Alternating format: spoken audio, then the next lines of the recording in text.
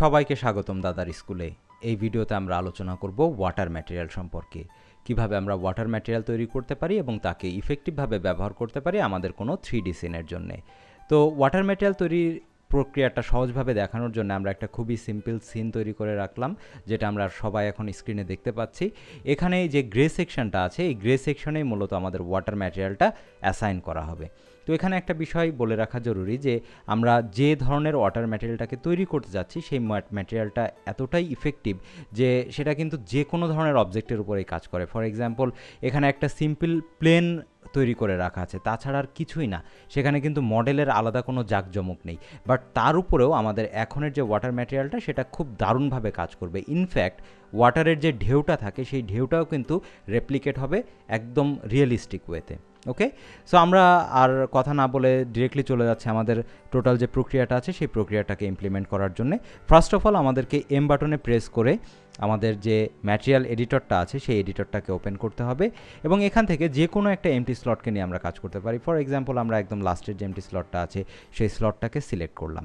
তারপরে আমাদেরকে যে ডিফিউজ সেকশনটা আছে এখানে এসে একটা কালার, সেটা হালকা ব্লুইশ একটা টোনের দিকে থাকতে পারে, এরকম একটা কালার আমরা সিলেক্ট করছি।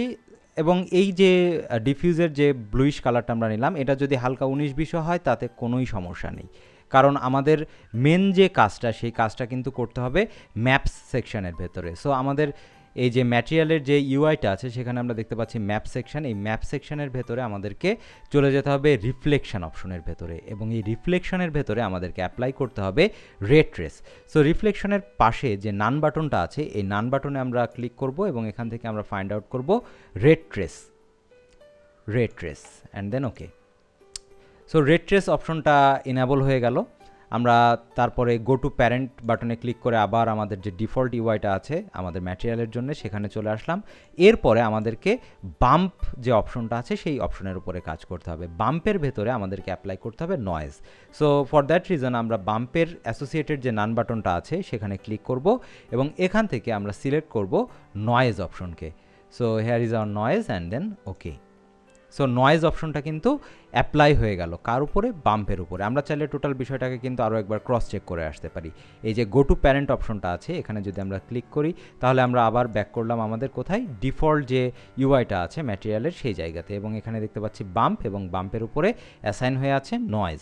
সো এই নয়েজের উপরে আমাদেরকে লাস্ট কয়েকটা কাজ করতে হবে। সো আমরা এই নয়েজ বাটনে ক্লিক করে নয়েজের ভেতরে ঢুকে যাচ্ছি।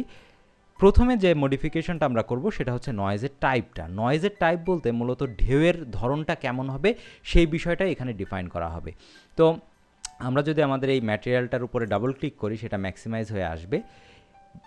বাই ডিফল্ট নয়েজের টাইপটা কিন্তু রেগুলার থাকে। সো রেগুলার হওয়ার কারণে ঢেউটা এরকম হয়, বাট এই যে ঢেউটা, এই ঢেউটার পরিমাণটা খুব কম, তার হাইটও কম, তার যে ডাইভার্সিটির যে বিষয়টা থাকে সেটা রিলেটিভলি কম এবং একটু প্লেন ধাঁচের। সো আমরা যদি একটা মুক্ত জলাশয়ের কথা চিন্তা করি, একটু বড় জলাশয়, সেটা একটা নদী হতে পারে বা একটা বড় বিল হতে পারে, সেই জায়গায় কিন্তু ঢেউগুলো আরও একটু বেশি, আর একটু ইরেগুলার, আর একটু ডাইভার্স হতে থাকে। সো সেই ক্ষেত্রে এই রেগুলার টাইপের থেকে ফ্র্যাক্টাল টাইপটা ভালো কাজ করে। সেটা যে ভালো কাজ করে সেটা কিন্তু আমরা এখন যদি ফ্র্যাক্টালে ক্লিক করি তাহলেই কিন্তু আমাদের এই যে ম্যাটেরিয়ালটা তার উপরে ইনস্ট্যান্টলি চেঞ্জের মাধ্যমে আমরা বুঝতে পারবো। সো ফ্র্যাক্টাল সিলেক্ট করলাম এবং সাথে সাথেই দেখতে পাচ্ছি যে আমাদের যে ঢেউয়ের প্যাটার্নটা ছিল সেই প্যাটার্নটা কিন্তু চেঞ্জ হয়ে যাচ্ছে। যদি আমাদের কোনো এমন প্রজেক্ট থাকে যেখানে আমাদের হয়তো বা আরও বেশি ঢেউ দরকার, সেটা হয়তো বা কোনো সমুদ্রের মাঝের একটা সিন, সেই ক্ষেত্রে আমরা ফ্র্যাক্টালের থেকেও ইফেক্টিভ যে অপশনটা টার্বুলেন্স সেটাকে ব্যবহার করতে পারি। টার্বুলেন্স মানে সে জায়গায় একদম উত্তাল একটা অবস্থা থাকবে, যেমনটা এখানে দেখতে পাচ্ছি। So for this project I think যে আমরা ফ্র্যাক্টালে স্টিক করব এবং এই অবস্থায় আমরা আমাদের এই যে ম্যাটেরিয়ালটা আছে এই ম্যাটেরিয়ালটাকে অ্যাসাইন করতে পারি আমাদের যে প্লেন সারফেসটা আছে সেই সারফেসের উপরে assign material to selection show shaded material in viewport. তাহলেই কিন্তু আমরা দেখতে পাচ্ছি যে হ্যাঁ, আমাদের এখানে যে ওয়াটার ম্যাটেরিয়ালটা আছে সেই ম্যাটেরিয়ালটা অ্যাসাইন হয়ে গেল। যদিও ভিউপোর্টে সেই ম্যাটেরিয়ালের ইম্প্যাক্টটা খুব ভালো আমরা নাও বুঝতে পারি এবং সেটা আমরা আদতে এক্সপিরিয়েন্স করব আমাদের রেন্ডার্ড যে ইমেজটা আছে সেই ইমেজের ভেতরে। সো এই অবস্থায় আরেকটা ইম্পর্টেন্ট প্যারামিটার সম্পর্কে একটু আমি কথা বলবো, সেটা হচ্ছে যে সাইজটা। এই সাইজটা মূলত আমাদের যে ঢেউয়ের আকৃতিটা সেই আকৃতিটাকে ডিটারমাইন করে।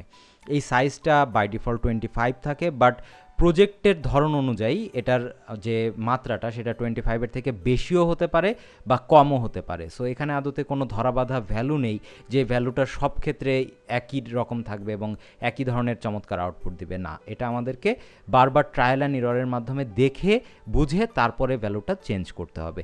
সো এই অবস্থায় আমরা বাই ডিফল্ট সাইজটা 25 রেখে একটা টেস্ট রেন্ডার করব এবং তারপরে আমাদের যতটুকু চেঞ্জ করা দরকার ততটুকু চেঞ্জ করব।